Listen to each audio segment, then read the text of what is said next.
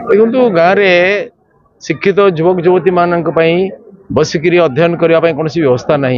से कुआड़े कौन करेंगे से ये गोटे बहुत बड़ा आधार से गोटे इंटेलेक्चुअल वातावरण निर्माण हो ये कम कर सरपंच को अशेष धन्यवाद दूसरी बेस धन्यवाद दूसरी कौन फंड न थी एनआरजीएस कर साहस पोषण कर केवल एनआरजीएस कर बहुत बड़ा उदाहरण से सृष्टि कर समस्ते सहयोग करूँ बढ़िया पाठागार हो पाने आसतु ये समय सद्विनियोग करूँ।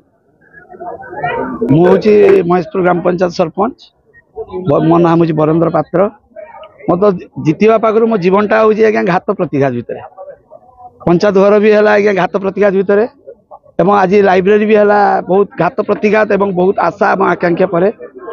माननीय सांसद एवं आमर लोकप्रिय सांसद प्रताप चंद्र षडंगी आसी कर कमल आम लाइब्रेरी घर उद्घाटन कलु।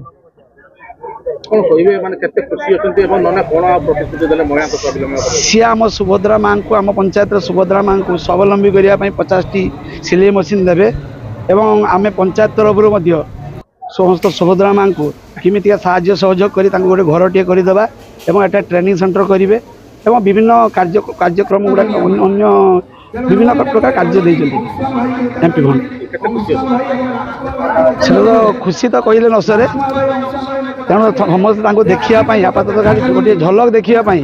ये लोक लोकारण्य हो जाते महेशपुर पंचायत।